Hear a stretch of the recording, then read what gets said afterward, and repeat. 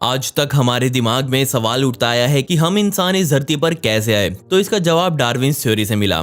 और आज की वीडियो अच्छे से समझने के लिए हमें पहले डार्विन्स थ्योरी को थोड़ा समझना होगा। जी हाँ, डार्विन के मुताबिक इस धरती पर जो जिंदगी है वो पूरी तरह से बायोलॉजिकल है। डार्विन ने साफ तौर पर इस आइडिया को रिजेक्ट कर दिया कि इंसानों को भगवान ने बनाया था या फिर इंसानों का इस धरती पर आगमन पूरी तरह से कोइंसिडेंस है। उन्होंने कहा कि ये तो बहुत सारे बायोलॉजिकल प्रोसेस करोड़ों साल तक इस धरती पर चले जिससे हम पैदा हुए, उसी प्रोसेस में जानवर भी बने, लेकिन हमारे अंदर दिमागी समझ होने के कारण हम इस धरती पर राज कर रहे हैं। साथ ही डार्विन्स ने कहा कि ओनली द स्ट्रॉन्ग सर्वाइव, मतलब जो इस धरती पर ताकतवर होगा वही बच पाएगा। और यही आज तक चलता भी आ रहा है।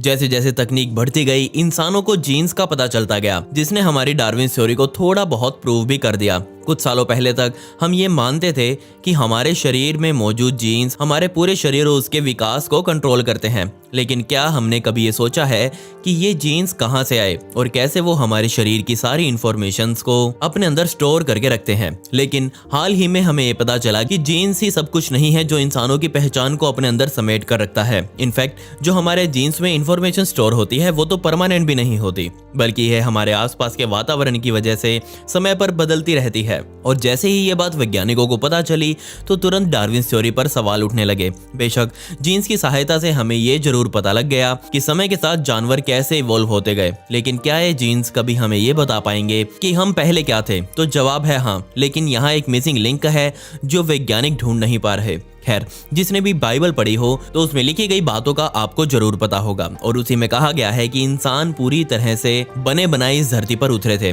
और ये बंदर से इंसान वाली बात पूरी तरह से झूठ है। भगवान द्वारा सबसे पहले एक आदमी एडम और एक महिला ईव को इस धरती पर उतारा गया, और फिर उन दोनों को सबसे पहले धरती पर मौजूद गार्डन ऑफ ईडन में रखा गया, जिसमें उनको कहा गया कि तुम लोग यहाँ आराम से शांति से जीवन जी सकते हो। लेकिन समय बीतने के साथ साथ उन दोनों को थोड़ी बहुत अक्ल आई और ईव ने वो सेब वगैरह खाया, और इसी अक्ल के साथ उन्होंने गलतियां भी करनी शुरू कर दी, जिसके बाद भगवान ने उनको ईडन गार्डन में दोबारा पैर रखने से भी मना कर दिया। अब वो गार्डन से बाहर निकल चुके थे तो उन्होंने अब पूरी धरती पर घूमना शुरू कर दिया। उन्होंने अपनी जिंदगी में शिकार करना सीखा, खेती करनी सीखी, और यही कहानी बताती है कि कैसे इंसानों का विकास तब से चलता रहा है। और बाइबल की नज़र में जो जिंदगी आज हम जी रहे हैं वो एक सजा है जो भगवान द्वारा इंसानों को दी जा रही है। पिछले हजारों सालों से पूरी दुनिया इसी बात पर विश्वास भी करती आ रही है। अब जरा इसी को देख लीजिए। जो आप अभी देख रहे हैं उसे द लैंड ऑफ सुमेर कहा जाता है, और वैज्ञानिक मानते हैं कि यही वो जगह है जहां पर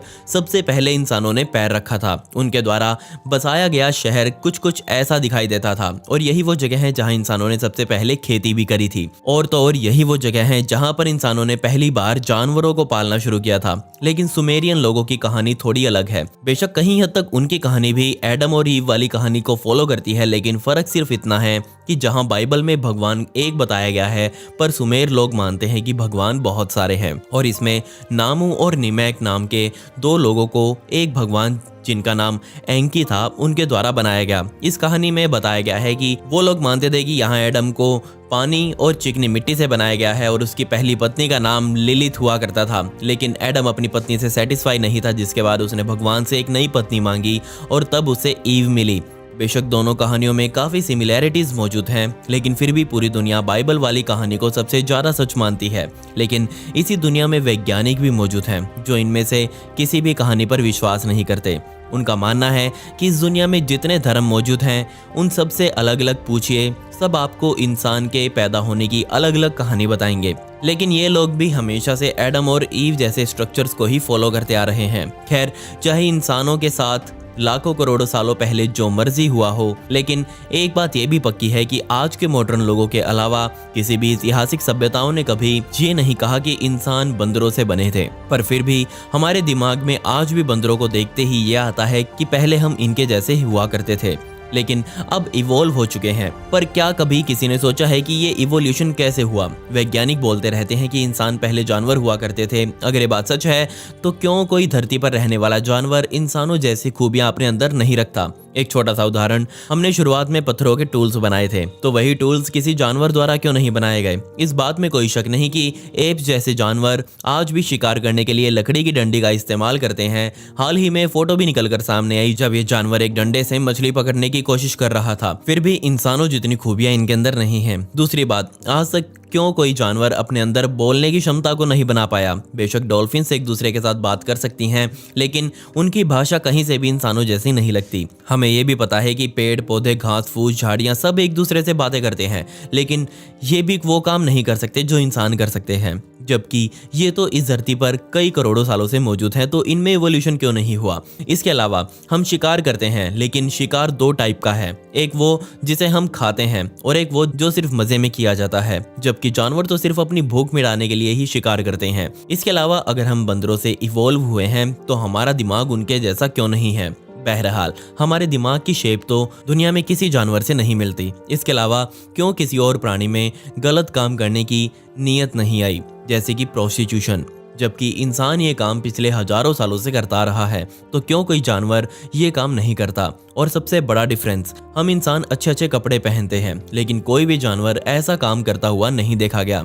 हमें पता है कि चिंपैंजी जैसे जानवर कभी कभी अपने कानों पर फूल लगाए हुए दिख जाते हैं, लेकिन कपड़े तो उनकी सोच में दूर दूर तक नहीं है। अब चलते हैं सन 2019 में, जब रशियन वैज्ञानिकों को बाल्टिक समुद्र में एक डूबा हुआ जहाज मिला। टेस्ट में सामने आया कि ये जहाज 18वीं शताब्दी में कभी यहाँ डूबा था, लेकिन इसी जहाज से वैज्ञानिकों को कुछ ऐसे डॉक्यूमेंट्स मिले जिसमें इंसानों का इतिहास लिखा हुआ था, और इन्हीं में से एक ये किताब थी जो तकरीबन 295 साल पुरानी थी। इस किताब का आकार ही बहुत ज़्यादा अजीब था, और आज के समय में वैज्ञानिकों को पता चल गया है कि ये किताब सन 1692 में लिखी गई थी। इसे जर्मन भाषा में पहले लिखा गया था, और बदकिस्मती से पानी में इतने लंबे समय तक रहने की वजह से इस किताब का टाइटल पूरी तरह से गल चुका था।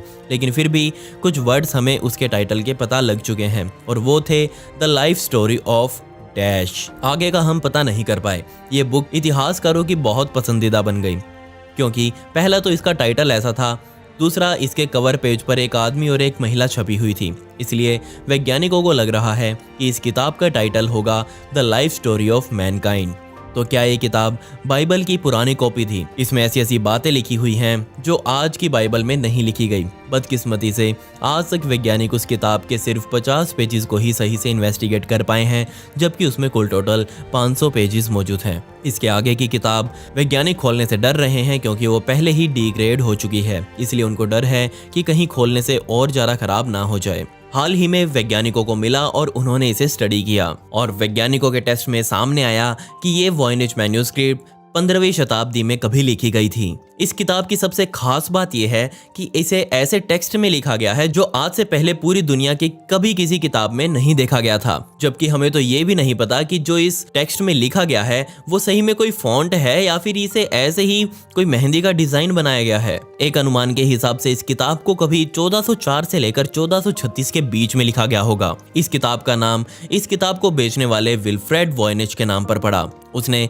इस किताब को सबसे पहले 1912 में खरीदा। लेकिन इस किताब की सबसे खास बात यह है कि इस किताब के अंदर पेड़ पौधों से जुड़ी हुई बहुत ही डिटेल्ड बातें लिखी गई हैं। इसके अलावा ना सिर्फ उनके अंदर की जो सेल्स वगैरह होती हैं उसके बारे में बहुत अच्छे से जिक्र किया गया है, बल्कि इसमें तो फोटोसिंथेसिस यानी कि प्रकाश संश्लेषण की क्रिया के बारे में भी बहुत अच्छे से बताया गया है। इसके अलावा अगर हम पेजों को पलटते जाएं तो यहाँ पर इंसानों की जो एनाटॉमी होती है उसके बारे में भी बहुत अच्छे से इसके अंदर बताया गया है। लिखी गई लाइंस के मुताबिक ये कहा गया है कि जो इंसान यहाँ मौजूद हैं उन सभी को इस धरती के अंदर घूमने वाली और ना दिखने वाली एनर्जी द्वारा बनाया गया है। इसके अलावा इस किताब में आपको ट्रुथ और लाई जैसे शब्द भी बार बार देखने को मिलेंगे, और ऐसा लग रहा है जैसे ये किताब इंसान कहाँ से आए, कहाँ से पैदा हुए, कहाँ से जन्मे उसके बारे में लिखी गई है। इस किताब के अंदर बहुत सारे अजीब अजीब डायग्राम्स मौजूद हैं जिन्हें देखते ही बंदा पहली नज़र में ही कंफ्यूज हो जाए। इसके अलावा इस किताब के अंदर द क्रिएशन कोड भी लिखा गया है। जी हाँ, वही क्रिएशन कोड जो पूरे यूनिवर्स में पाया जाता है। अगर हम उस कोड को सुलझा लें तो यकीनन हमें ब्रह्मांड के कई रहस्यों के बारे में पता लग जाएगा। यकीन मानिए अभी तक तो हम सिर्फ इंसानों को समझने में शुरुआत ही कर रहे हैं। आगे क्या क्या होता है कुछ नहीं पता। खैर, पिछली वीडियो का शाउट आउट रघुनाथ को and comment pick me to get a shout out in next video. आपको ये वीडियो कैसी लगी कमेंट्स में वो भी बता दें। मिलते हैं अगली वीडियो में। ये वीडियो देखने के लिए धन्यवाद।